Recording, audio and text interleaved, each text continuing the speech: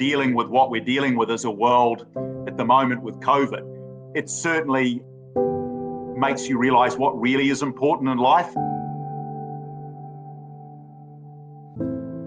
All of the distractions and all of the small stuff, it all fell away.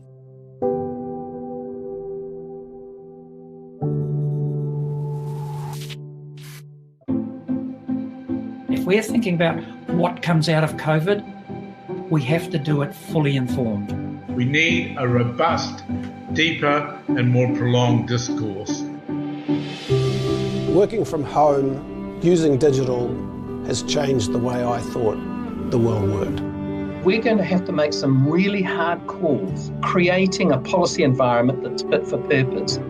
We do need to think differently. New Zealand is uniquely placed to do that. We're small, we're nimble, we're agile. We've shown that through COVID-19. And we do need to step back a little bit and go, I know I used to think this, but now I should listen. We've got an economy that is resilient and flexible. But most importantly, we have a population that is united. We do tend to operate as a team of 5 million. We do things that are very much based on our values. Being positive has kind of been the way I've tried to move forward. If you're going to come in and try and shake that up a little bit, you've got to expect some resistance. Tackling this pandemic and climate change at the same time is quite daunting. But you've got to make it start. You've got to jump to do the right thing. I'd love to think that every New Zealander thought through the sustainability lens and how much we could leverage that to our benefit. We've got to be really brave and find solutions that accelerate our recovery. There's a lot of ideas out there as to how we can do that, and that's inspiring. Strong visions, to me, always lead to positive change. If you know why you're doing it, how you're doing it, and you can bring people along with you. The thing to do now is think about those ideas, whether they're on the planet or off the planet, that have real opportunity to create value. Strength of community is such an untapped resource, and we could definitely build further on that. We can be an example to the rest of the world at a time when the world desperately needs some examples. We're a resilient bunch. We'll come through this, and I suspect that we'll be a lot wiser at the end of it. Despite the inferno of the recession, from the ashes will rise bright new ideas, and those will be implemented by bright young people. Taia e a tātou tamariki mokopuna. Te rapu me te whakatau I tēnei kaupapa. Ko rātau tēnei ko te tanata whenua o Aotearoa. Protecting the well-being of both the old vulnerable and the new vulnerable is going to be critical over the next 5-10 years. We're going to have to be extraordinarily mobile in terms of our future careers. How do we train and educate people for that future? I'd love to see a renewable electric New Zealand. Eco-villages around our whakapapa. Commit to the constitutional partnership with Māori, because I think that it could enhance and even lead the way. Fix the housing problem once and for all. Everybody in New Zealand needs to have a decent place to live. Utilise new ways of working so that we can be different to what we were. I hope that we're entering an era where people and the planet come first for us.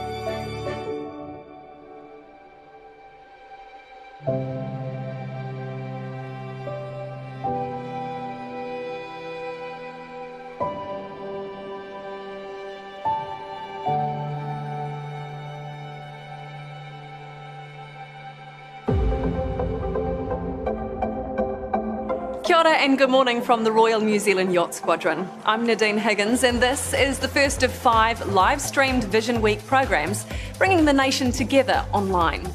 The COVID outbreak continues to be a global tragedy, but our lockdown gave us a rare opportunity to look at where we're heading as a nation and perhaps reset our sights on what is important to each of us, our homes and communities, our work, education, transport, technology, tourism and our precious environment.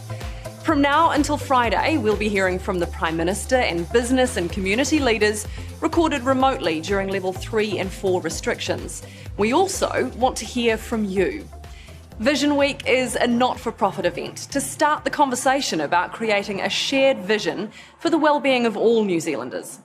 It's not affiliated to any one business, government, entity or political party, and the results will be made available to all Kiwis following the event. It's a free and open discussion for all of us, so please do have your say on social media, in our forums, or by emailing us, as we'd love to hear your vision for New Zealand. The best ideas will be included in this week's programs. Here are some thought starters. Here we are, the first country in the world to see the light, and as the world around us is a very disrupted and unusual place at the moment, my vision for New Zealand is that we can become a beacon for the rest of the world and how our society wants to behave and live together, where everybody has equal opportunity and everyone helps each other. I would like to help the efforts to halt climate change by investing in wind turbines. This will increase the amount of clean energy being produced in New Zealand. The thing I would like to see is the use of a congestion tax in New Zealand's busiest cities. This would be done with the addition of a discount when there were more people in a single car. Heavier carbon tax and staggered work and school start times in order to reduce greenhouse gas emissions due to traffic congestion. One of the things I'd like to see is solar panel loan schemes where New Zealanders could pay back monthly for less than their electricity bill costs. This would allow New Zealand to move towards a 100% renewable electricity goal. My vision is that Aotearoa New Zealand is a learning society. But becoming a learning society is about much, much more than just vocational training, tertiary education, and continuing professional development. It's about lifelong and life-wide learning that grows the whole human being, as together we all learn our way to being a truly sustainable nation. As New Zealanders, we need to keep reminding ourselves that we need to lift our bar and lift our sights beyond the horizon and see what we can do when Kiwis fly. Kia ora. Send in your vision for New Zealand to content@visionweek.co.nz or post online using the hashtag VisionWeekNZ. We'll play the most interesting ideas throughout the week. During our midweek programs, expert panellists debate issues of importance for all of us and answer your questions during live interactive Q&A sessions. More details on that later and on the Vision Week website. But first, the quiet of lockdown has refocused many New Zealanders on what is most important in life: family, community, and Aotearoa, the land we call home. An ATEED video has captured what many of us have felt: realisation of a rare opportunity when the natural world is no longer drowned out by the noise and bustle of our hectic daily lives. Stop. Listen. Papa Tuanuku, the Earth Mother, is breathing.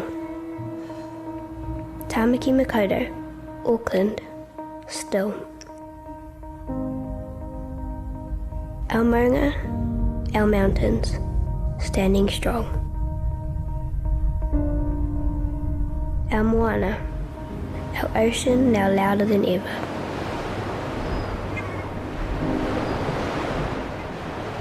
Our tui and our keriru now need not fight with the daily hum of our busy lifestyles. Our people's waiata, normally loud and joyful, now soft and distant, waiting for the right time to rise again. Our land renewing, replenishing, ready for your return. And our kai, our food, preparing to nourish. Enjoy time with your whānau, your families, your loved ones, and soon we'll unite again. Noho tawhiti tū kotahi. Sit at a distance, stand as one. We, our land, our waters, our people, we aren't going anywhere. Dream, plan, and when the time is right, we welcome you. But for now, listen. Papa Tuanuku is breathing.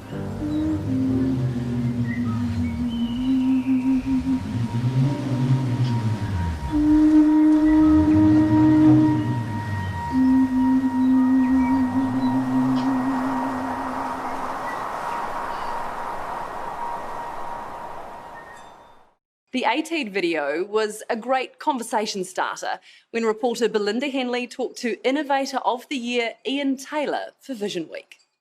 So Ian, this concept of lockdown and COVID-19 giving Papa Tuanuku a chance to breathe and pause, how important do you think this break, or how significant has it been?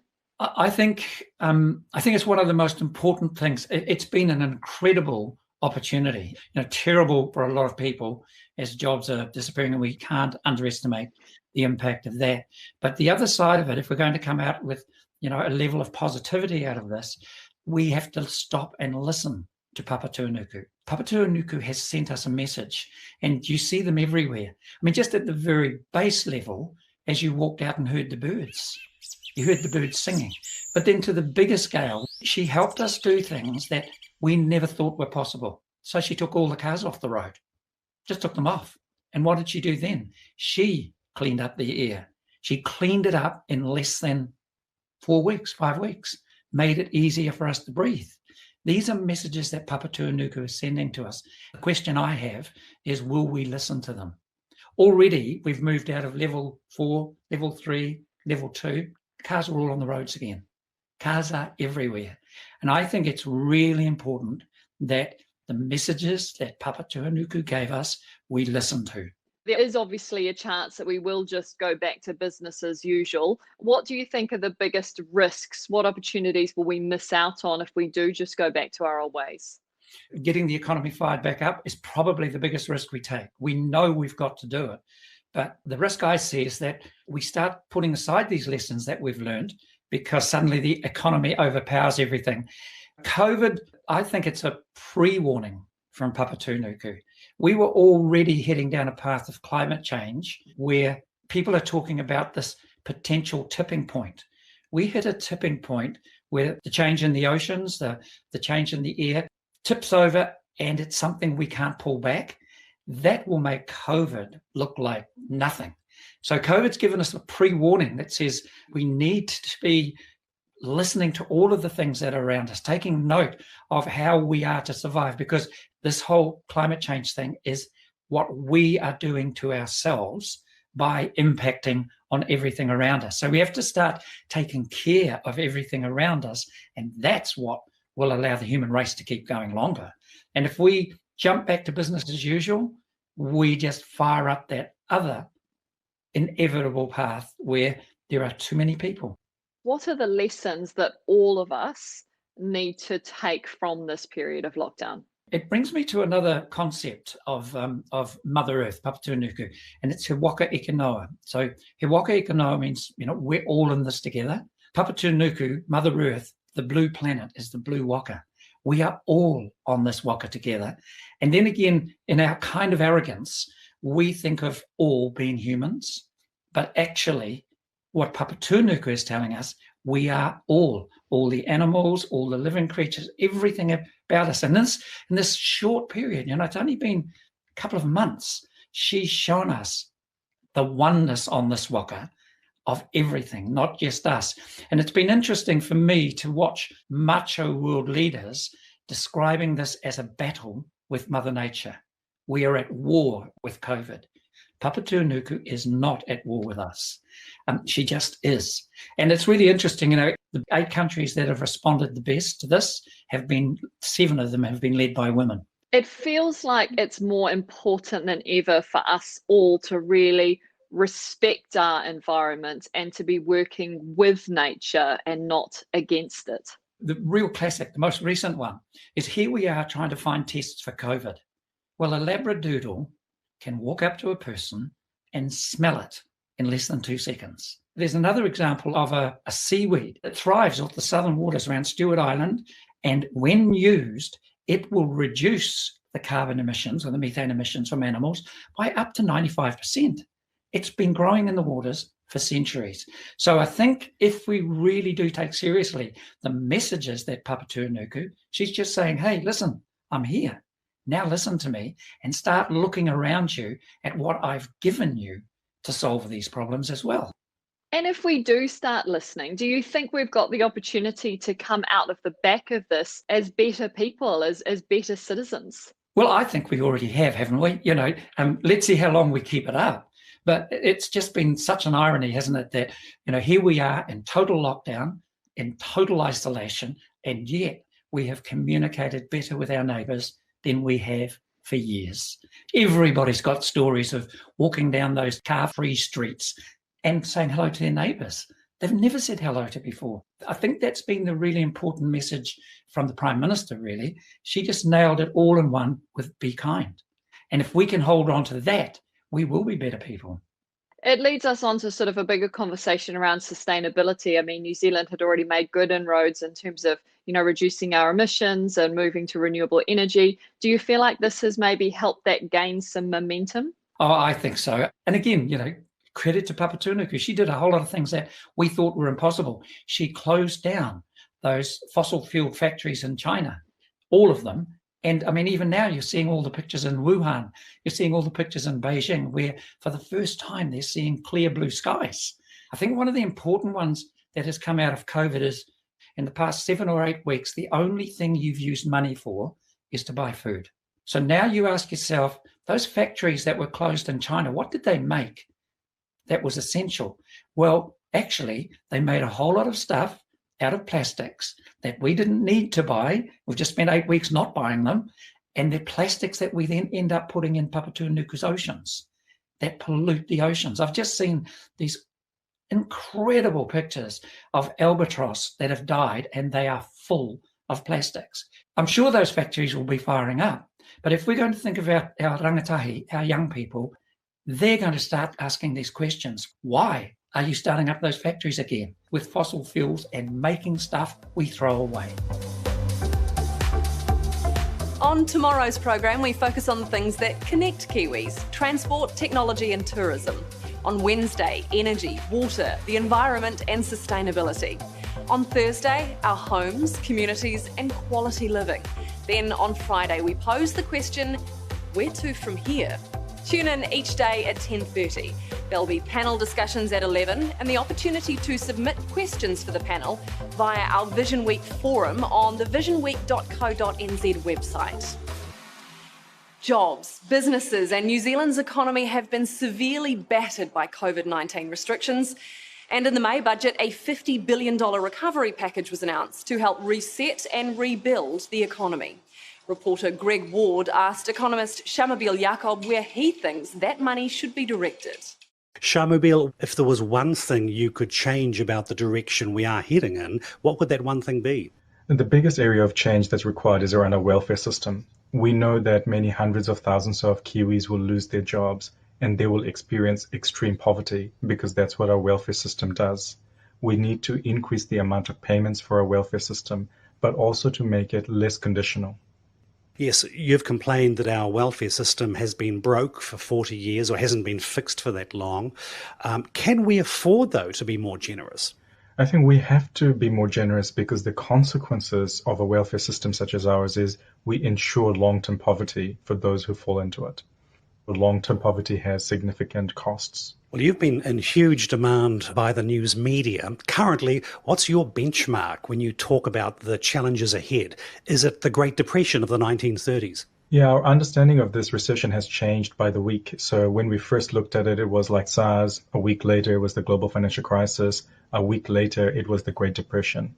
But we also learned lessons from each of those recessions. And that's why we're seeing central banks and governments around the world investing everything they can in their power to dent the recession and to drive the recovery. And currently there's a lot of talk about seizing the opportunity, addressing social issues, climate change, poverty, seizing the opportunity to make dramatic change. Is that wishful thinking or is it possible? I think some change is possible because we are going to find a window of opportunity where we're all united in dealing with the health crisis, but also thinking forward in terms of what it means for our children and grandchildren, because the consequences of this recession is going to go on for many decades to come. And it won't all be good news, that's for sure. But what's the best outcome we can hope for, say, within the next 2 years? How attractive will we be as a trading partner and destination? New Zealand is extraordinarily well placed. We are more or less on top of this disease, but more importantly, we have shown the amount of cohesion and our ability to work together as a country. That gives us an ability to work in a coordinated fashion. We're seeing in a lot of other countries where there's a great amount of division and social unrest, and that puts us, from a political and economic perspective, a much better position. To what extent are we in control of our own destiny? For example, the chaos happening in the US, won't what's happening there slow down our recovery? Our recovery is not wholly within our control. There are some things we can do with our central bank and our government that will help, the things we can do as businesses and individuals. But the global backdrop is still extremely challenging. There is going to be a big global recession that will affect exports and tourism. So we're not going to go unscathed, but we are better prepared than other folk. That's because our government can do bigger bits of stimulus than anybody else. We started this recession with the second lowest government debt of any country in the OECD. And as we try to work our way out of it, are there any lessons from the Canterbury rebuild? Any lessons about opportunities that might have been missed as a society rebuilt from the ground? For me, there are two lessons from Canterbury. The first is sometimes state intervention can mean you create zombies. Sometimes it's better for some businesses to fail and the market to work. The other lesson for me was you need to be super generous when it comes to looking after people. We have to prioritize the mental health and the well-being of our people because that was the biggest and ongoing cost of the earthquakes. Shamobile, you of course coined the phrase zombie towns. Will we have to revisit that? Is there a chance that New Zealand could be plagued with zombie towns? Weirdly, this recession is going to be more urban in its impact than regional. So in many ways, the risk is of zombie cities rather than zombie provinces, because the virus and the impact of people spending less is much more on city economies that are reliant on retail spending and services. So in many ways, the conversation doesn't change. It's about how do we make sure our economy is resilient, and how do we make sure the people who fall out of it, who are affected by it, are looked after. Let's look now at the recent budget. It was bigger than expected, although some say there might be more to come. Can we afford, as a country, this massive program of spending? The budget was huge, but it was fit for the times. The crisis that we face is so big that we have to be courageous and we have to be bold. I was pleased that it still had quite a lot of redundancy built in. There's still another $20 billion of potential spending that's possible over coming months and years. We need to have that headroom because we don't know how this recession will unfold and what needs our society will have. We need government to be present and we need government to be active because they've got their hand on the rudder. Nobody else can do this. We're now facing years of deficits. Is this budget likely to be an investment for future generations or a burden for them?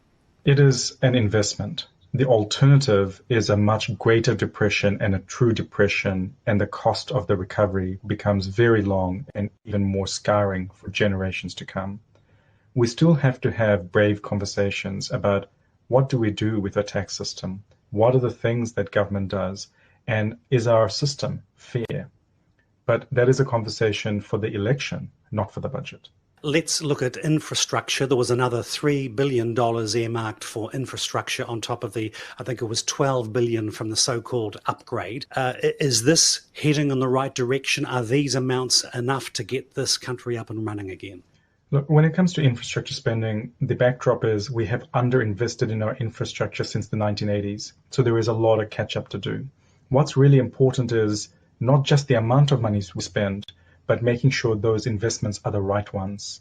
We don't want to trap New Zealand into our history. We want these investments to enable the future of New Zealand. We need to make sure that they're going to be flexible enough and they're going to be green enough that it can meet our needs of future generations, but also be consistent with a sustainable outlook for New Zealand. And is that why the government this time has not indicated where that money will go? Yes, I was very pleased to see that they haven't rushed into selecting projects. I would rather we did a careful analysis to make sure that the benefits outweigh the cost of the investments. We must make sure that we don't make the wrong investments in the heat of the moment. You spoke earlier about the welfare safety net, and you've also mentioned the word quite often, taking care of the vulnerable. Just recap for us, if you could, why it's important for any country to focus on the vulnerable. Well, in my mind, it's the sort of Gandhi quote, right, that every country is judged by how it looks after its most vulnerable. And that's because if you don't look after those folk, that's the group that continues to grow. That's where the poverty sits, and that's where you get the big social problems. New Zealand has done relatively well compared to many other places, but I think the disappointment is we've made no improvement. Income inequality in New Zealand has not improved since the 1980s. Turning now to the economy. Now, you're in favour of a values-driven approach. What does that actually mean? A values-driven approach is just to say, this is the overall outcome that we're trying to achieve. Something has to guide you. Why do we do stuff? What is the economy for? What purpose does it serve? And I think it's about making sure more New Zealanders are better off. If we can be very consistent in applying that test, that it is about current generations and future generations, and better off means not just those material terms, but also in non-material terms, in terms of well-being, in terms of happiness, in terms of mental health. The thing that surprises me is that for a country that is so well off, we have such big issues when it comes to things like mental health and suicide. These are real reflections of the weaknesses in our society. The deep and significant effects of COVID have hit the disadvantaged in our communities the hardest. And at Visionweek, we've heard resounding calls for a future that prioritises the welfare of people and communities as a central focus. Rachel Taulele is the CEO of Kono, a Māori agribusiness entity owned by Wakatu Incorporation. Rachel also sits on the Prime Minister's Business Advisory Council, and she shared her thoughts on the importance of vision with reporter Belinda Henley. Kia ora, Rachel, and thank you so much for joining us. I want to start by asking you about the Māori worldview and why that is so relevant at the moment, particularly when it comes to long-term decision making. Look, what I would say about the Māori worldview is that you find as many differences as you do commonalities amongst Māori. So there's not necessarily one view per se, but what you do find is that there is a commonality in and around values and the way that we might think intergenerationally, and that we are, I would describe as being hardwired for collective responsibility for people. We have a particular relationship, obviously, with our land and our water. We revere them and we view them as our tupuna, our ancestors. So we love and care for them in a way that we might a brother or a sister or a grandparent or any other relation in that respect. So we have a very special relationship to our natural world.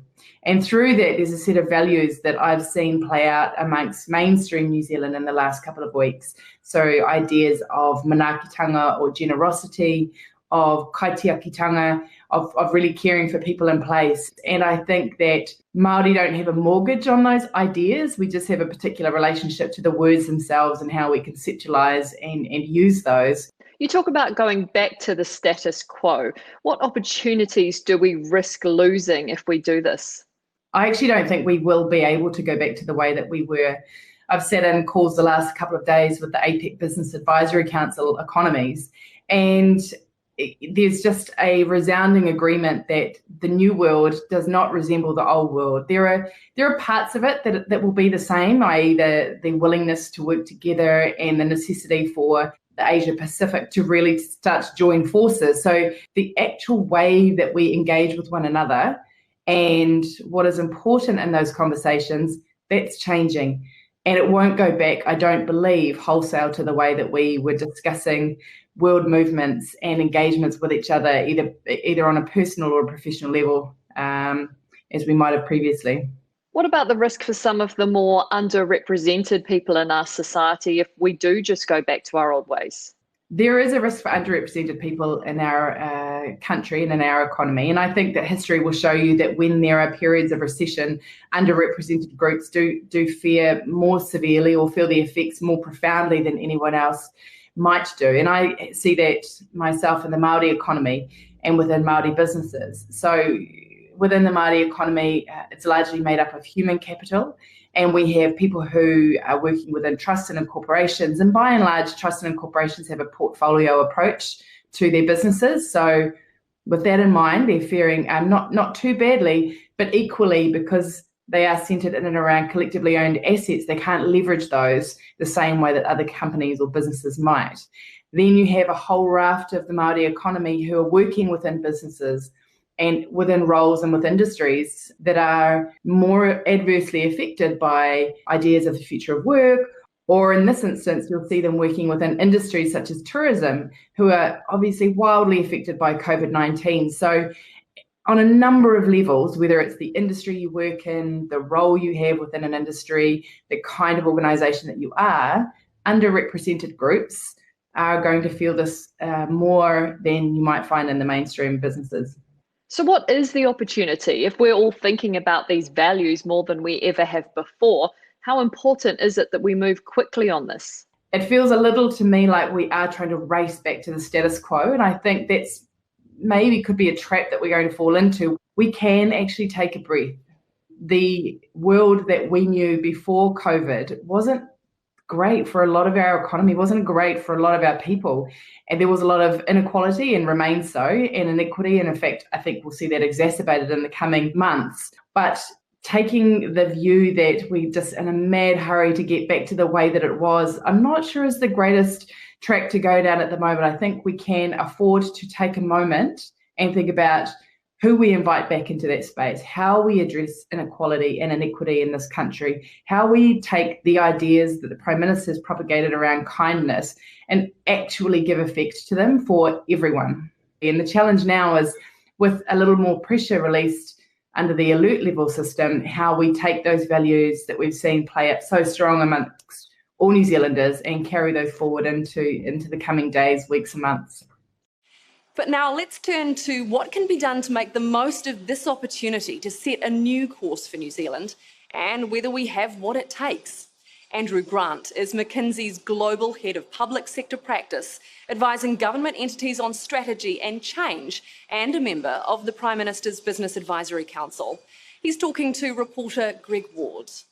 Andrew, thank you for joining us. Can we maybe begin by asking you, has the lockdown changed the way you feel about what's important? Absolutely. Dealing with what we're dealing with as a world at the moment with COVID, it certainly makes you realise what really is important in life. And I think for all of us, the opportunity actually to have family close to home, you treasure your health and realise the fragility of health. You also cherish great leadership. In terms of you understand that at great moments, great leaders step forward.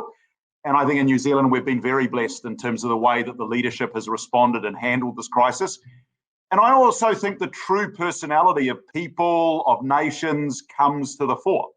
And I've been enormously proud. I think we've all been proud as New Zealanders that many of the things that we believe are special about Kiwis, our resilience, our preparedness to do the right thing under pressure, our ability to be gracious and kind and to think about others, I don't think we did too bad a job.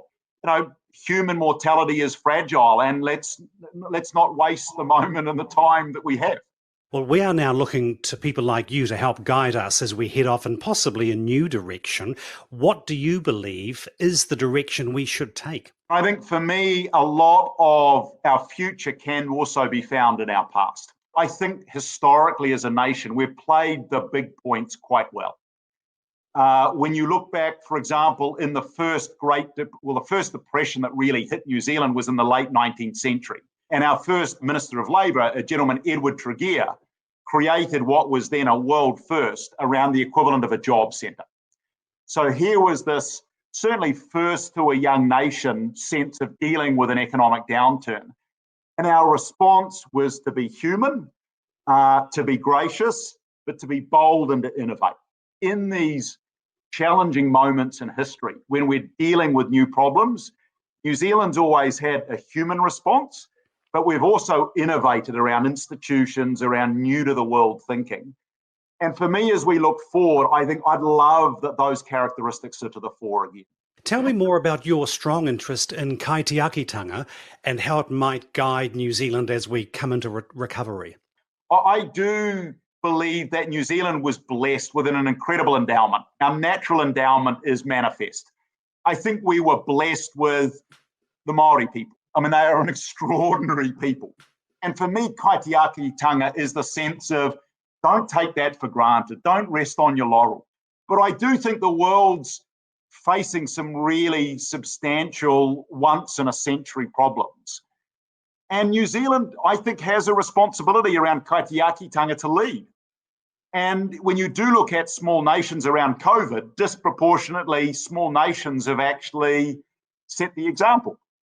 And I think there is a kaitiakitanga principle that New Zealand, around the future of work, around climate change, around the first 1,000 days of life, to be a role model. And I don't say that in a haughty, arrogant, smart aleck way. It's more that we're a nation of a size and a cohesiveness and a natural endowment that we've got a privileged place where I think we can figure these things out and we can be an example to the rest of the world at a time when the world desperately needs some examples. In many respects, as New Zealanders, we're not very good at vision. We're actually not very good at the long-term consistent planning. I spent much of my time in China. The Chinese are very good at very long-term planning. We're much better at being great in the moment and actually accelerating some changes that we would normally have as a component of vision. And I guess that's what I'm saying. With COVID, I think we've got a moment to accelerate and pull forward and deploy many of those things that you would normally think about in a very long-term vision. I think we've got the opportunity to do it now. Is there any reason why we haven't been good at vision? Could it be our small economy, the 3-year political cycle, politicians who are risk averse? Is there any reason we don't do that like the Chinese? Well, I think, look, all of those things come into play. On one level, I don't think the imperative has always been that great. And I think a challenge for New Zealand has always been, our performance has always been pretty good. The thing that I highlight is I think we've been utterly blessed as a nation around the endowment that we have. And I don't think we fulfill our potential relative to that endowment. And it's hard to get excited about fulfilling your potential if life actually doesn't seem so bad. And I think, in my view, that's why we're often great in a crisis, because a crisis brings to the fore the imperative as to why all of a sudden we need to fulfill our potential. And that's why, I would argue that there is the opportunity now to really see some of those components of vision. Your diagnosis around, is it a 3-year political cycle? Is it that we're subcritical about many things? I think it might be components of all of those that come together. But for whatever reason, we've just not been good at long-term thinking. And I don't think we ever have been. You recently warned, I suppose, that we're now facing the toughest 12 months seen since our grandparents. We've all thought about this, but can you tell us what those 12 months will look like?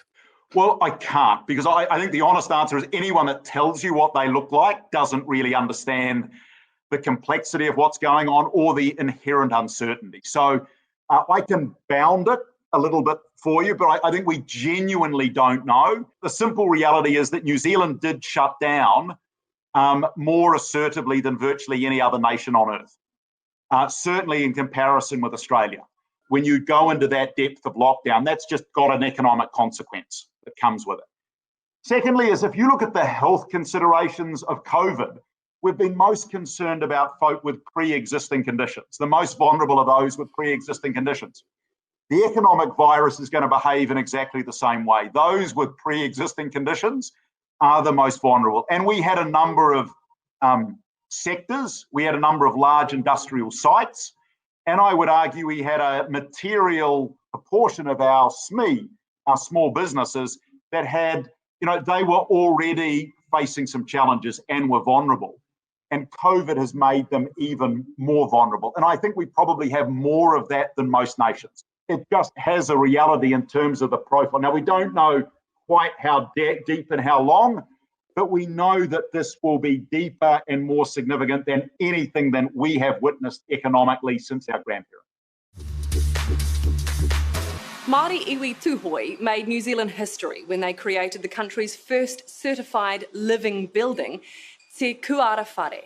Reporter Kali Hemopo discussed vision, values and taking action with CEO Kirsty Luke and Tūhoi leader Tamati Kruger. Te Kuara Whare is a metaphor for hope, for justice and for truth and peace, which is what we desire. I think the future always demands a stretch of us, the human race. If we are not stretching, improving and extending ourselves, we risk death. So Te Kuara Whare was this admission that there are great things that are beyond ourselves and we should always be open to them. It was also about having enough talk. We're over-talked, we're overthinked, we're over-planned, and Te Kuara Whare was just this action. If I spend most of my day talking about what's good for the land, what am I actually putting in the land? How am I proving to myself, let alone anybody else, that we are excellent kaitiaki, excellent people of the land? There's a general consensus that if anything positive is to come out of this pandemic, it will be the opportunity to just stop, take a breath, reflect and reset. Yes, but more important than that is action. We can ponder, we can appreciate, and we can be grateful for what we have. And all of that needs to be translated into action where our destiny is by deliberate change and action, not by chance. One of the things that we'll be forever grateful to COVID and lockdown for is the way all of the distractions and all of the small stuff, it all fell away. Suddenly, all of these things we had been disagreeing on, they all just evaporated. And the things that mattered was looking after people who needed to be looked after, knowing how people were feeling and whether they were okay. And that big fence between you and the next door neighbour, it's been mightier than thou prior to COVID. Nah, just jump over it.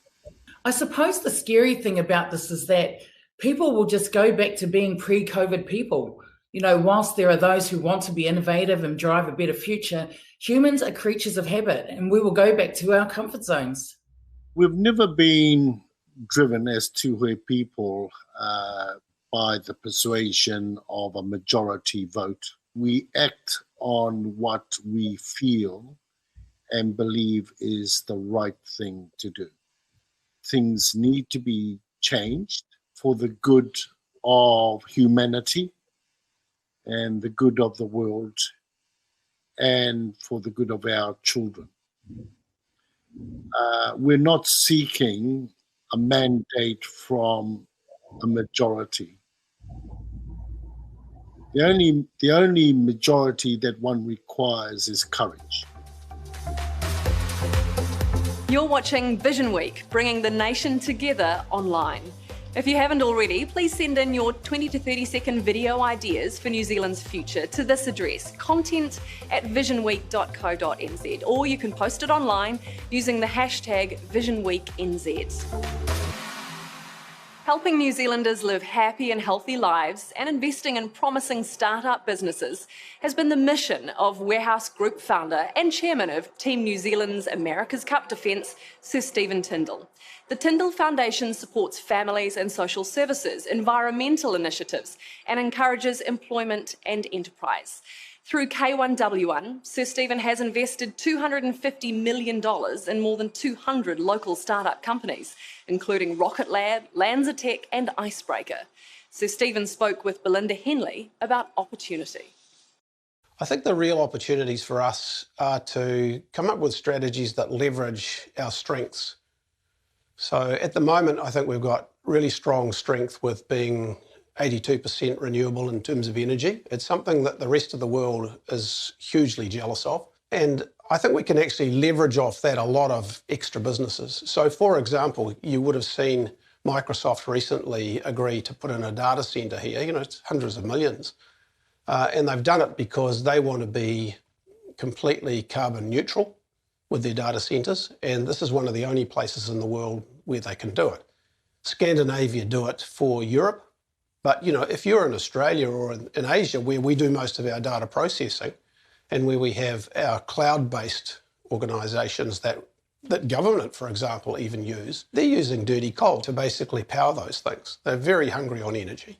And I think the other thing is that there's a lot of green funds out there. So there's people like BlackRock in the States, huge organisation, and their CEO is looking for sustainable types investments and companies and countries that can actually demonstrate that. So I think on the back of that kind of theme, there are so many things we can do as a country. So food, which we're already doing well in, our food exports are already up. We can keep supplying really good, clean, green food. Then off the back of science, we can do a lot of other things. And I've kind of seen with my involvement with both Rocket Lab and Team New Zealand that, if you use what I would call 21st century technology, and we actually gear up as a country to actually utilise and leverage that, we could do so much more than we're doing right now. So for example, if we took a countrywide approach to 5G, 5G is an incredible quantum leap in technology as what you can do online. We could be kind of the first country that embraces it, and we would attract so much other investment in New Zealand from corporations, I think, all over the world, based on our clean green, reducing carbon attitude, and on the basis that we are sort of smart Kiwis. If you took, for example, the money that the government just put in the budget for the Cook Strait ferries, right? Now, we could replace those with dirty old diesel new engines and new ferries. Now, if we put hydrogen in, for example, we'd be the world leaders. And people would say, wow, in New Zealand, clean, green, they really think about the future. That would be the type of approach in terms of kickstarting that I'd be looking for and looking to other countries to invest in us to do it. This sort of concept, this broad concept of sustainability is something that you personally have been really passionate and vocal about for a very long time. Correct. Do you feel like COVID sort of brought some momentum to it, and what is that? I have been passionate about sustainability for a long, long time. And the thing that COVID has taught me overnight, I think we've just absolutely raced forward into the digital age. So I and everybody I've been dealing with, we've been doing everything on Zoom. We haven't been having to use air travel. I was on a call this morning with 18 people. It's so easy, and it's so efficient. So, and if you think about doing that and doing that on a business basis with people overseas, which I've been doing as well, first of all, you're pulling your carbon footprint down really radically. You're that much more efficient, and you've got time to do other things. So if you come out of lockdown, you can probably do your 8-hour day in 6 and have a couple of hours to walk on the beach. It's a good thing. What needs to change? How can we get to that 100% renewable? There's a couple of things. First of all, we've obviously got to retire anything that's to do with coal. So that's kind of Huntly. And the industrial coal that we use in dairy factories and even schools, they burn coal for warmth. So we've got to retire those. That means a lot more geothermal, wind, solar. But also there is a smart way, pump water uphill when electricity is cheap, so overnight, and basically fill the dams so that we're reusing the water. So, if you look at what the ICCC said when they looked at how we could become 100%, there are ways of doing it, and we could do it. If you could change one thing, what would it be? I'd love to think that every New Zealander thought through the sustainability lens and how much we could leverage that to our benefit. Because there's huge corporations around the world that want to invest in that. They want to impact investing into green things. We could be the microcosm of that in New Zealand for them to learn how they can do it in their country. Rob Campbell is no stranger to speaking his mind, especially when faced with a challenge. A former unionist, Rob rose to become one of New Zealand's leading professional directors. He's the chairman of the board for Sky City, Tourism Holdings and Somerset Group, amongst other important roles. Greg Ward asked Rob whether business should be focused on getting back to normal. Rob, as we come out of lockdown, many businesses will be wanting just to get back to normal as fast as they can. Why don't you believe that's a particularly helpful approach? Well, I think there's two things about it. One is that we all took our own book. So the people who are saying, oh, the country needs to open up, actually mean it will be better for me if the country opened up. The people who are saying we need to get back to are usually saying, really, it would be better for me if we could get back to. So I think you've got to learn to look through the calls for change. They're not sort of nationally motivated or socially motivated. By and large, they're motivated by what suits us. For example, in my case, it would suit me if we had pretty quickly opened the casino again straight away. And if we had not stopped tourists coming into New Zealand, it would have been very helpful for Tourism Holdings. But it would have been madness. So we didn't do it. Nobody complained about it. And we've got to take some of that attitude forward, I think. The second thing I'd like to say about it is that, do we want to go back anyway? I think we've got to be careful that we don't just try and recreate what we had. And ideally, to me, we would try and create a better society and a better economy than we had, and simply putting things back in place might well be a mistake. Well, what we did have was all built around globalisation. Do you agree with those who say COVID-19 will bring down the curtain on globalisation? If you look at the news media, you would say it could. I hope it doesn't. My own view is that humanity has benefited enormously from globalisation, its ability to spread technology, its ability to spread knowledge, its ability to allow people to specialise and improve living standards through people who are good at producing food, people who are good at producing TVs, just for example. So I think there are many aspects of globalisation that we give away at our peril and to our great cost. There were negatives of globalisation for many people around the world. New Zealand probably was more a beneficiary than a victim, but I think with the right global attitude towards trade, towards fair trade, and towards fair treatment of people within economies, globalisation should still be something we aim at. We like to talk about a nation of 5 million. Better to think about a globe of 5 billion, I think. The critics, though, say that it makes us vulnerable and it threatens our sovereignty.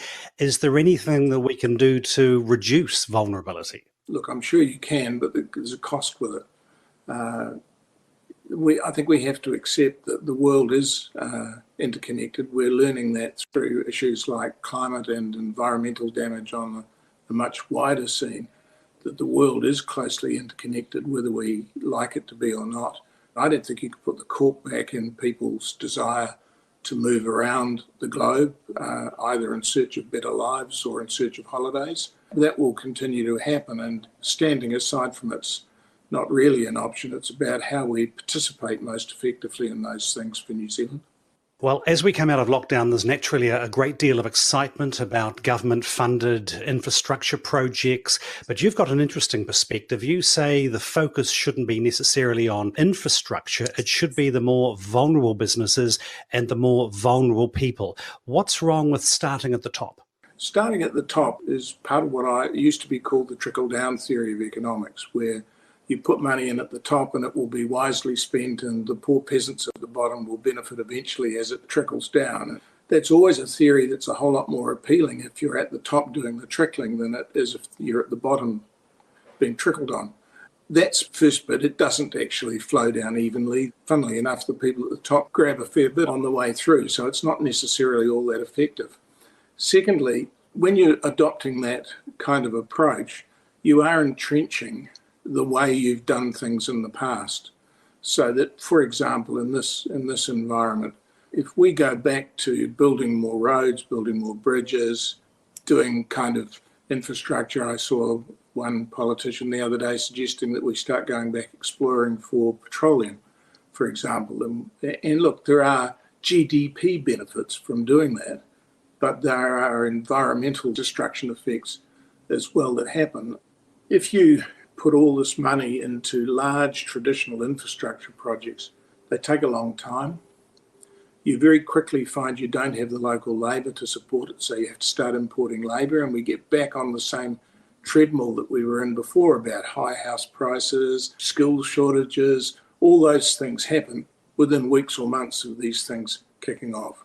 So the most effective thing, in my opinion, to do is to make sure that the majority of that money goes into the bottom, that it supports people to have a decent life, to improve the health systems, to improve the education system, to improve the skills programs. Now, the government at the moment is trying to do a balance between that. It's getting inundated with calls from vested interests to spend money on me, and my firm will do this and my firm will do that. They're doing quite a lot of that, arguably a bit too much in my personal view, but they're trying to balance it. But a lot of the criticism is, well, this money's going to be wasted out in the communities. I don't think that's right. I think you much more effectively build it up from below. Just to take one thing you said, I don't think we should be spending too much money supporting vulnerable businesses, because businesses can be vulnerable for any number of reasons. Some are that the business is not any good. Some are that the world has moved past them. Some are that it's just a temporary thing. If it's just a temporary thing, and supporting the business is a way to support a good lifestyle and to support some employees and to support communities, yes, I think we should be doing that. But a blanket support for businesses just because they're losing money is a road to misallocating resources. It doesn't solve any problems and probably creates new ones. Well, is there any infrastructure project or projects that you do believe deserve urgency? For example, you're in tourism, a decent road into Queenstown would be good. I'm in Auckland, some storage for our lack of water would be good. What about you? What infrastructure would you like to see treated with urgency? To me, the infrastructure things that we need to deal with primarily are our health infrastructure does need improvement. I believe our water infrastructure across all forms of water requires improvement, investment and enhancement. And I think there's also a lot of spending we can do in a wider environmental sense in our rural and our urban communities, like cleaning up the Waitemata Harbour, cleaning up our rivers, all of those sorts of things. That will generate jobs, it will improve our lifestyle, it will give work to companies who are oriented towards those kind of things. But I think we've got to be careful not to spend a lot of money going backwards. Where I think we need to direct our attention to is to having a much more overall productive economy. And that's largely to do with what the policy settings of government are, what the legal structures are within which we work. So that's, I think, where we need to have a lot more attention. At the moment, we're debating, should we put money here or should we put money there? Whereas often it's the regulatory structure that is far more important. You know, do we have the right health board system? I think the answer to that's quite obviously no. Do we have the best organisation of our critically important agricultural industries? I think it's pretty obvious that the answer is no. We can all think of places of strain within agricultural industry. Do we have the best structure for our tourism industry? And I think already you can see tourism companies, tourism operators saying, you know, maybe we don't. Maybe some of our, you know, if you take a place like Waitomo, where Tourism Holdings has an involvement, where really a successful, sustainable tourism industry there does require a combination of the interests of the local hapu, the Department of Conservation, the private operators, the transport people into and out of it. But the world would not be better if we built a 4-lane highway into Waitomo and took thousands and thousands and thousands of more people in there. And I think you can think of other places around New Zealand where developing a more cooperative attitude and cooperative structure between deliverers of tourism services, employees in tourism services and the conservation interests, for example, local authority interests, getting a bit of balance there would be more important. Restoring business confidence will be vital to New Zealand's recovery from COVID, and business will be looking to our leaders to establish a strategy to guide their decisions. Belinda Henley asked technology entrepreneur Rod Drury how important it is to move swiftly in establishing the nation's priorities. Yeah, well, I reckon the world's changed a lot. It has over the last 5 or 6 years, where our natural kind of big brother trading partners are kind of going down a different path than us. So I think it's time for us to really drive our own strategy. So I'd love to see a renewable electric New Zealand as a clean platform, and then so much new opportunity comes over the top of that. A lot of people like yourself have talked about never waste a good crisis. What do you mean exactly by that? Well, I think what we're seeing is that ideas that you think might take 5 to 10 years, they're all being compressed down to probably a 2-year time frame. There's an incredible focus now on what are the best use of the sort of crisis money and the crisis thinking that's going on, so that we position ourselves for the future. The big thing is a lot of the ideas aren't new, but now there's so much focus and everyone's sort of on the same page. Now's the time to really move and be bold. I mean, to that point, how important is it that we act with speed, that we act on this opportunity now? Well, it's super important that we act with speed because, if you're employing 40 or 50 staff, you can't have months of not paying them. So, we think about these sort of 3 waves. What are things we need to do, to get the health outcomes right, and made good progress on that. And the second wave is what do we need to do right now to get jobs started? So what are those shovel-ready projects? But we don't do crazy stuff. We want to do things that sort of, makes the boat go faster. And then the third wave are what are those important projects that set up this new New Zealand for the future. What opportunities do you think we run the risk of losing if we just return to normal, return to the way we went about our business? Well, I think that New Zealand has been doing that for a while. I don't think we've had a national strategy for some years, and there's no kind of vision that all New Zealanders are kind of swimming towards, right? So now that people are really thinking about the future, there's a time to get quite crisp. We know it's going to be environmentally friendly, and I think people are really wanting to see investment in infrastructure to make things better for us and for the next generation. Do you think there's an opportunity for New Zealand as a country to really lead the way with some of this stuff? I mean, globally, countries are grappling with similar things on very different scales, obviously. But do you think New Zealand is in a position to really kind of put itself at the forefront of some of these changes? Yeah, New Zealand is so interesting. We're quite timid with some things, and then we're really brave with other things like sport. When we lead, New Zealand really likes that. And what I've seen is that New Zealanders get really excited when you can unify behind a purpose, and that's, I think, the role of leaders. But you don't expect the government to have all of the ideas. They really won't. The nature of people that are doing that are quite different from those that do really sort of push the boat out. If you can put an idea out there, get a discussion going, then the politicians can see that there is a bit of a mandate for some of these things. So getting out there, contributing to the discussion, writing articles, commenting on articles, I think is really important to speed things up. It's an interesting point that you make. Do you think as New Zealanders we kind of underestimate ourselves a bit, that we need to aim a bit higher? Yeah, and I think that's, with what we did at Zero, there was so much sort of poo-pooing at the beginning, but once we, started to score some runs, you can see that you can be world class. So I think, especially business leaders that have built good export businesses know that we can be as good as anyone else, because when you meet your competitors or other people in industry, yeah, they have massive scale, but they still think the same, they're still the same people. And I think our competitive advantage with New Zealand is we do tend to operate as a team of 5 million, and we do things that are very much based on our values. That's when we're most successful. And I think most New Zealanders also want to give back to the country, far more so than those countries with larger populations. So pulling all of those things together, I think, gives us a great opportunity to absolutely lead, and what a fun thing to do for the next 20 years. What do you think are the businesses and the industries that are going to really thrive in the coming years, and perhaps what will be their sort of shared values? But because of our value of the environment and equality, we will always look after people. So I think building people-led solutions to this COVID crisis will absolutely be noted.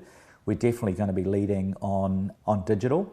And what's super interesting is even though total employment may fall, you may see organisations that, maybe there's 50 salespeople that won't be working, but there'll be another 20 people hired in IT to build their digital supply chains. So, again, as a country, if we're involved in this global digital supply chains, then we may be able to grow our employment through this process, or certainly some sectors will grow and be very strong. Just lastly, obviously the broad topic for this is talking about the vision for New Zealand, looking into the future. Some of this stuff is going to be long-term change, long-term projects. What do you think really needs to happen in the next few months, in the next sort of 3 to 6 months? What do you think we really need to get moving on? So I think the big thing now, there's been lots of ideas talked about, and you're not seeing a lot of pushback on some of these ideas. So it's what's the mechanism to make them move. If we want speed, I think business has shown it can move with speed. The government's shown some real leadership in some areas, but it needs to build that relationship with business now so it can make a decision quite quickly. And business will provide air cover for decisions. It's a great place for ideas. There's a lot of people that can help. They're used to having governance structures and all those sort of things, so you do the right thing. They're used to communicate, so you bring everyone with you as well. So I think that's the big thing now. It's working out what's that engagement model between government and business, and making sure it's a diverse group, so you're hitting all of the values and making sure that there's, we don't leave people behind, and we're building solutions that are good for all of New Zealand. And coming up on Vision Week tomorrow, we'll be talking about the connections that are vital to not only our businesses, but also our educators, communities and tourists. Our panellists, Spark CEO Jolie Hodson, Auckland Transport Chair Adrian Young-Cooper, and Tourism New Zealand Chief Executive Stephen England Hall will all be discussing the way forward in technology, transport and tourism. That's half an hour into our program tomorrow at 11. If you want to ask our panellists something, you'll be prompted to go to our Vision Week website forum to submit your questions, and they'll answer as many as possible during a live interactive half hour from 11:30. When it comes to science and technology, it could be argued that New Zealand punches well above its weight. And one of New Zealand's most accomplished and internationally recognised scientific minds is Professor Sir Peter Gluckman. Sir Peter was the first to hold the office of Science Advisor to the Prime Minister. Sir Peter is also the President-elect of the International Science Council. Most recently, he's been outspoken about New Zealand's response to COVID. He spoke to Greg Ward and Vision Week about the role our nation of 5 million Kiwis has to play on the world stage. So Peter Gluckman, thank you for joining us today. Now, you've been writing recently about New Zealand's place in the world. Maybe you could start by sharing with us, what will that place be and how can we take advantage of it? Well, the place is that we're a small, secure, safe, well-respected country. We've got good values, we've got a stable government, we're innovative, we're seen not to have any geostrategic agenda, and now we're COVID-free. And if you put all that together and we're prepared to make some investments that are needed, we become a very attractive place in the world, both to influence what's done around the world, although we shouldn't overstate what we can do on our own. We need to work with other countries. But secondly, we can be attractive to pull, a magnet to pull things to New Zealand. Now, when you say a magnet, who will be watching us now? What groups, what organisations or businesses will be looking at us now thinking maybe this is an option? If we think about the dynamic digital sector, the dynamic entrepreneurial sector, your geographical position in the world is not as disadvantageous as it used to be, because we're now more connected. We've shown that we can work very well in a virtual world, in a digitally connected world. Therefore, there are components of industries that could locate to New Zealand very well. I mean, if we just use the example of both Rocket Lab and the Weta workshops, there are two high-tech sectors which have managed to work globally from New Zealand very well. You mentioned before the too hard basket, and there's quite a few things sitting in that too hard basket. So take us through the list. What are the things we can and should address now that we have an opportunity to reset our direction? Well, the list is very long.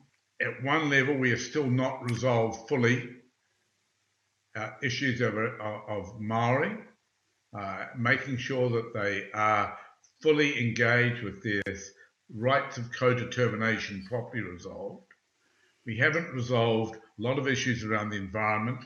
Clearly, the disparate disconnection between central government and local government in terms of environmental management is a big one. The issues of regulating land use may be another. Water and fresh water rights is another. So there's a set of those sorts of obvious issues. But I would add to that a deeper issues like we've failed to invest properly in research and development. We need to invest much more. We're one of the lowest investors in R&D in the Western world. And we've seen in the last little while how important R&D is to development. Our universities are struggling in different ways. We need to look at them. We need to look at the CRI system. A lot of things there we have to look at too. They may not be as fundamental as sorting out water rights or dealing with the disadvantaged and disempowered people. They're all part of an equation of a reset to make New Zealand a greener, economically more robust, socially cohesive society, which can be the envy of the rest of the world. It would be great if we could address some of those in the too hard basket, but the reality is that you've warned of a tsunami of unemployment and mental health issues, and in Queenstown today we have people queuing for food parcels.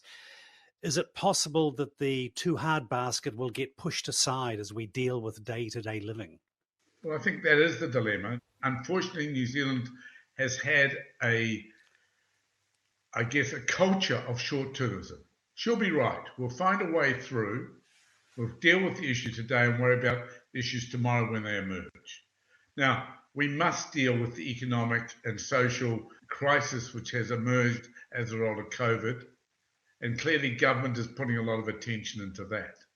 But also with a 3-year electoral cycle, we tend not to have long-term thinking anyhow within our governments, whether they're of the one side or the other side. And indeed, the reason my research centre or my think tank was set up was entirely to fill that gap of a lack of long-term thinking. And so we need to make sure that while the band-aids that must be put on, and we must stop the bleeding, and we must repair the damage that's occurred, that doesn't mean just going back to where we were beforehand. We must take advantage of the situation now, see it as a time for a reset, and have those conversations. And those conversations need to involve lots of different people to the extent they can be outside the ordinary political conflict of a forthcoming election. That would be desirable. And also to remember that if we look back at the other major disruptions in history, the First World War, the Great Depression, the Second World War, the resets weren't overnight. They took 3, 4, 5 years, a decade to occur. But what those inflection points did was they stimulated conversation at the policy level and in the broader community for change. And what I think COVID does is it stimulates a discussion and starts a discussion for change of what kind of New Zealand we want over the next 20, 30, 40 years. And I sense from the discussions I've been involved in that people outside the immediate political community are very keen for those discussions to happen. The decisions that are made now should not constrain the possibilities for the future. Well, it's understandable that many people just want to get back to the way things used to be, but you've got some bad news for them, haven't you? Well, I mean, some people will get back to a life as it was pre-COVID, but an incredible number of people will never get back to a life that was pre-COVID. And I think we fail to understand how much this has impacted on our thinking, on our thought processes, so that people who never thought that the world would change are now facing the reality that worlds do change and change very rapidly. And so we need to promote resilience, both at the individual, at the community level, and within our economic community.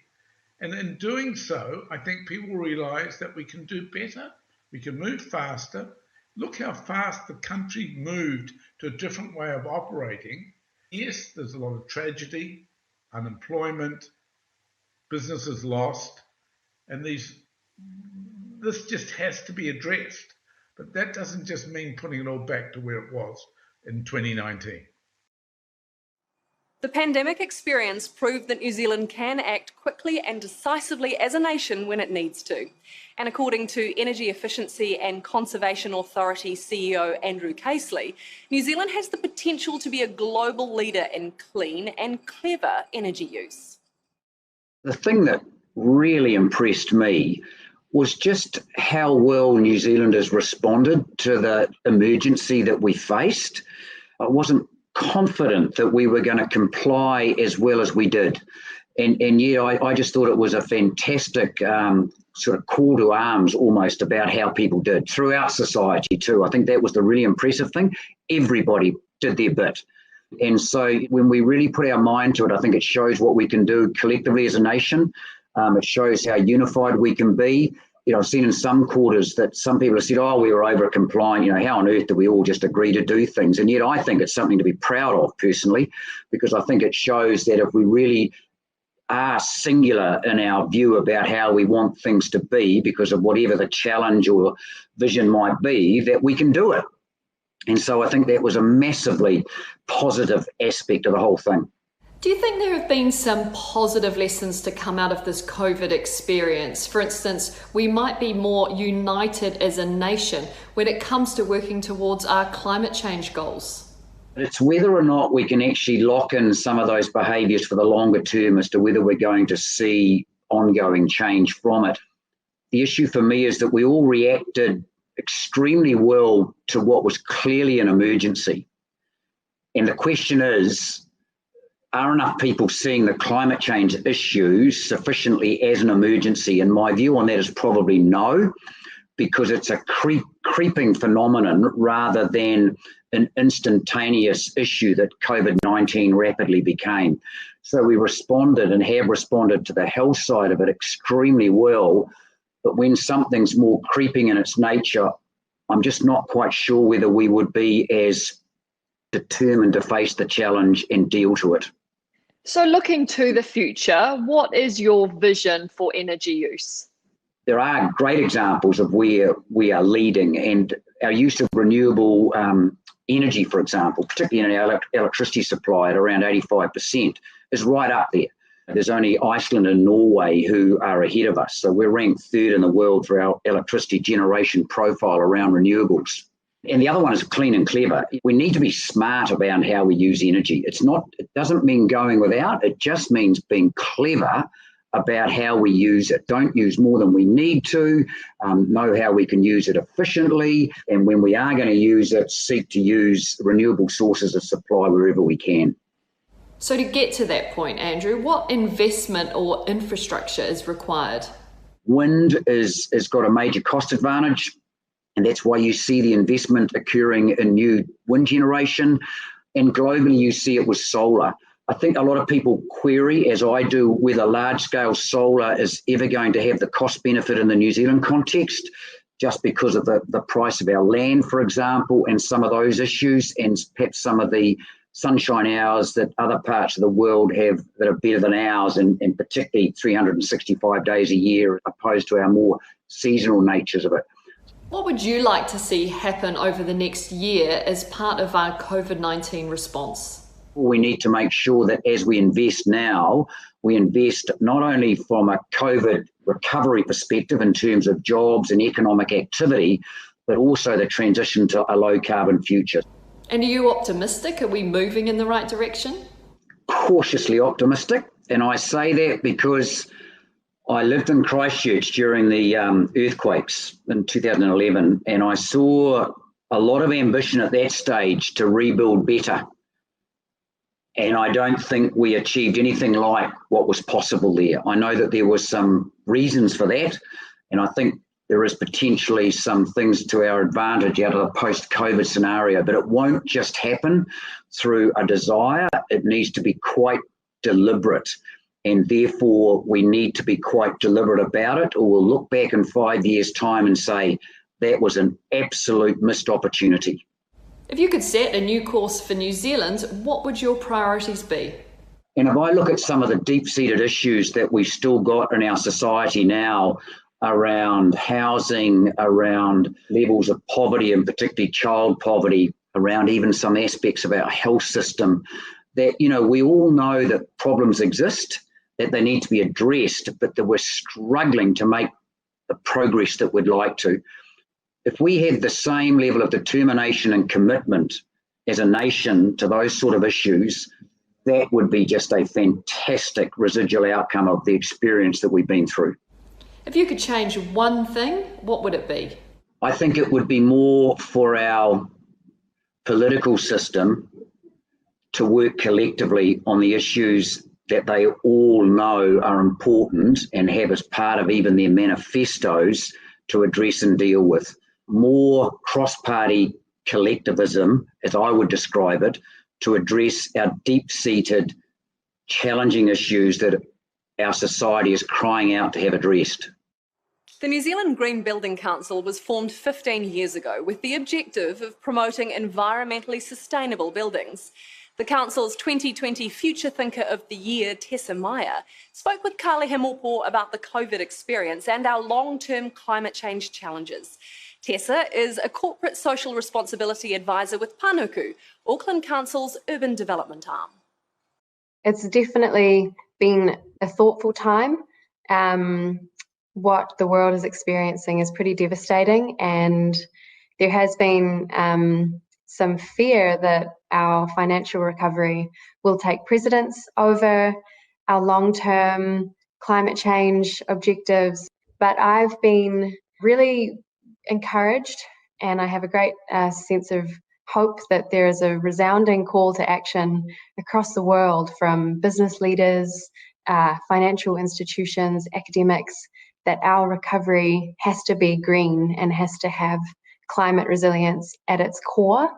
Tackling this pandemic and climate change at the same time is quite daunting, and it's probably very tempting to go back to normal, but we have this extraordinary opportunity to use the resources that we have at our disposal and the spending that we have to make to tackle both of those challenges at the same time. And there's a reason why financial institutions are calling for that. The more we learn, the more we understand that it actually just makes economic sense to protect ourselves against the effects of climate change, which will cost jobs, it will cost lives, it will be measured in decades, not years, in terms of its impact on the world and society. So we have no choice. We've got to be really brave and find solutions that accelerate our decarbonisation and help us along our recovery. There's a lot of ideas out there as to how we can do that, and that's inspiring. This pause that we talk about is a time for innovation. It can't just be about money. It's got to be about the people. It's got to be about the ideas and the willingness to actually move into that area. Do you think we lack commitment? I think that before COVID-19, it was a topic that was receiving a lot of attention and getting a bit of noise. It's just gone to the back of our minds a little bit, but I encourage people to think about what we've experienced within the last year. We had the Australian fires, we had the worst drought in recent memory. Climate change is here, and it's only going to get worse. So we have to amp up the energy and effort in making progress in that space. Life as we know it has come to a bit of a halt, and we do have time to reimagine how we operate. I really hope that we can readjust some of our priorities, putting a green recovery ahead of a simple financial recovery and investing in infrastructure that helps accelerate our decarbonisation and promotes environmental and social resilience. In 10 years' time, I would really like to look back on what we have done with this opportunity and know that we spent it on the right things. Any discussion of a nation's recovery and its future needs to take into account the unique personality of the nation and its people. It's an area of particular expertise for distinguished Professor Paul Spoonley, one of New Zealand's leading social scientists and a prolific author on the values and behaviours that define what it is to be a Kiwi. Greg Ward spoke with Professor Spoonley about the Kiwi capability to cope in times of trouble. Some of your impressive book collection will no doubt record how well we coped with past events, past upheavals. Does New Zealand have a good track record at dealing with trauma? It does. The history of this country, going back to the 1918 flu epidemic, coming through to the Great Depression, the global financial crisis, 2008, 2012, in all of those, we've seen New Zealand as a small, relatively nimble country able to react to and to develop new policies that fit what has occurred and to replace what has occurred in terms of some of the negative consequences. So you still rate us for our ability to be resilient? I do indeed. And what we tend to see is post a major impact, a negative impact. Let's take the Wall Street crash in the late 1920s. What we see is a period of revival and reform. So in 1935, we got the Labour government, and that's the basis of much of our welfare state through the 20th century. So I think there is always a moment where you can say, yes, we need to do something different, and we need policies and politics which enable us to do that. And yes, on occasions, New Zealand has shown itself enormously resilient and able to deal with these major shocks to its system. What are the other factors that could test social unity? One of the things that I think we've heard a lot of is, what is the new normal going to be? And we've heard this word reset. A reset does not mean going back to things as we did them prior to the pandemic. It is an opportunity for us to really consider what a 21st century New Zealand might look like, and to begin to shift resources and support and policy in ways that privilege the new way of doing business, of living in this century. And it is a bit concerning to me that we are seeing a lot of arguments for returning to the old normal, not considering the new normal. Let's look at politics then. Leadership will be critical in the years ahead. What is the role of future governments in terms of trying to maintain social cohesion? Well, I think there are two risks in terms of political leadership. The first of those is that everything gets politicised. And I think there are issues and matters that are of common concern that we need to discuss and debate and come to a decision about without them being politicised. The second issue is that one of the things that I feel very strongly about is that we need to co-determine or co-produce some of these new policies. When we think about some of the policy innovations over recent years, some of them have been excellent, but others have not really involved the communities that are the major beneficiaries or the major partners in those policies. So couldn't we really agree that we need to make sure that some of those communities that are going to be impacted are involved in the process of producing those new policies? And if I can use one example, the baby boomers are now politically very significant in determining policy, and we're not giving enough space and airtime to some of the subsequent generations, the millennials or Gen Zs, in terms of these debates. And that's an important intergenerational tension that I think we really need to address if we're going to get policies that really create a future for our children and grandchildren. You're sitting there in your office today. You've been very busy watching events unfold. How are you feeling? Are you feeling apprehensive, uncertain about what lies ahead, possibly even excited and invigorated by what might be about to unfold? How are you feeling right now? I'm feeling excited because I think there is a moment now when we begin to talk about our systems, our policies, and the way in which we are going to operate in the future in a way that probably we would never have had without the pandemic. So it's one of those moments in history when a crisis has asked searching questions of us as a country.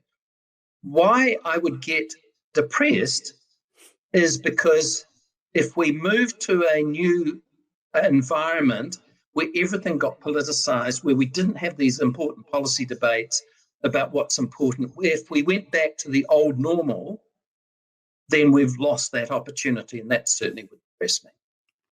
So for our final story, in Vision Week on day one, we are reaching for the stars to see just how far New Zealanders can go with their determination and their technology. There's no better example than New Zealand engineer, founder and chief executive of Rocket Lab, Peter Beck. Belinda Henley asked him some down-to-earth questions about the future. Peter, what is your vision for a post-COVID New Zealand? Well, I think it's probably shared along with most New Zealanders, a prosperous, high productivity, high wage, smart economy. I think if you can solve that, then everything else gets solved from top to bottom. So how do we get there?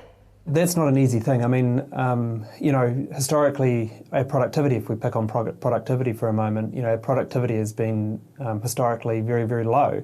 And it's not because we're not smart or we don't work hard. Kiwis are some of the hardest working people and smartest on the planet. It's just the fields that we've chosen to go and pursue lend themselves to those kind of outcomes.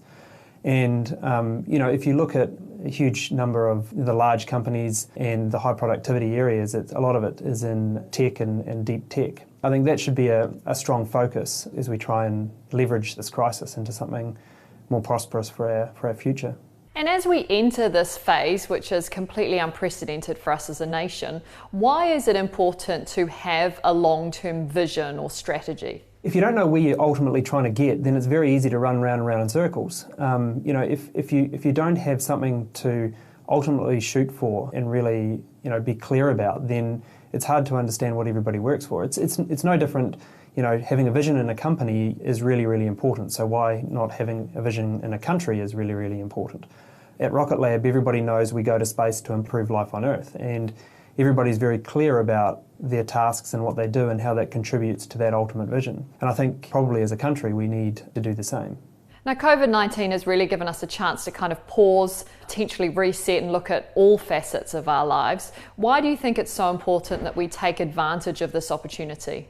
I'm not sure it's so much of a pause because it's certainly a giant interruption which causes you to think, is this the way that we continually want to go? And in some cases it will be, and in other cases, it's a good opportunity to think about going in a different direction. But I think it's important in something as major as this event that really takes stock of where we are as a nation. The world has changed, how we fit into that changed world, and create a plan to go forward about how we think we can exploit the opportunities that are there in the new world. And if we don't sit back and think about some of those things, take stock as you talked about, what opportunities do you think could be lost? Well, I think it would be very disappointing if we went back to the same old low productivity, low waged economy. Sectors of our economy are under tremendous pressure right now, like tourism. So that's a real opportunity to think about, do we want very low-end camper vans with people pooing in the bushes, or do we want to set ourselves up as a country for a much higher-end clientele that can contribute much more wealth into the society? So those are the kind of things I think that it would be good to take stock of. I haven't got the answers for that, by the way, and I'm not saying that we should stop the lower end of the market, but certainly there's an opportunity to build some infrastructure at least for the higher end of the market. So where do you think maybe we need to up our game a little? The area that New Zealand, in my view, has always struggled with, especially from an entrepreneurial standpoint, is just thinking big enough. Thinking, actually we can take on the world, we can go after these really big projects and these really big problems, resource them correctly with capital outside New Zealand, inside New Zealand, and build large global enterprises. That's where you can create a lot of value. If you take Rocket Lab, for example, we're a US company, have been for many years now. We started in New Zealand. We employ 500 Kiwis, and although our headquarters is in America and we're a US company, the value that's created down here is enormous, and all the capital, or the majority of the capital, actually came from the venture capital community and overseas investment. But it would be hard to argue that there hasn't been tremendous value created, not only as the 500 high-paying jobs, high productivity, new sectors, it's all goodness. So I think we just need to be careful about ruling things out like overseas investment and being a lot more global in the way we think about solving these really big problems. But most importantly, not being afraid to go after the really big problems, because everybody else in the world is. If we sit back and don't have the boldness to go after these big opportunities, then we'll remain a low productivity economy. Our very own rocket man, Peter Beck there, talking to Belinda Henley. And if you want to watch anything again, longer versions of all our interviews will be made available on our website. Vision Week continues tomorrow at 10:30, where I'll again join you from the Royal New Zealand Yacht Squadron. We'll be talking about connecting New Zealand, the transport, technology and tourism that's so vitally important in our homes and communities, our work, and in our defence of the America's Cup next March. Remember that you can send in your vision for New Zealand or ask questions of our panellists in our live Q&A sessions. Until I see you again tomorrow at 10:30, ngā mihi nui, hei pōnā. That is our sole purpose, I guess, out of COVID-19, is to continue to accelerate and improve the connections across New Zealand into the future. And I'm really excited about this idea that the economy is going to increasingly thinking about society and humanity, and actually equal and fairness for more people to get into roles that actually give them a really great opportunity to contribute and feel valued in their roles. Suddenly we realised that it didn't matter how many lessons you sent out. If that electronic highway, the internet, didn't go past their house at the right speed or the right size, and some places didn't even go past their house, you couldn't teach them. Everyone's seen what it looks like to have clear skies, so I think that's a goal that all of us in New Zealand can sign up for. One of the things that we'll be forever grateful to COVID and lockdown for is the way all of the distractions and all of the small stuff, it all fell away. I mean, I'd love this idea of New Zealand becoming the first carbon zero or carbon positive destination on the planet. So what does that look like? Does that mean electrification of our aviation fleet, not just our rail? 7 weeks of a different way of doing things has led to behaviour change. People will still want to come and experience what New Zealand has to offer, and I think that's built as much on our values as it is on our place.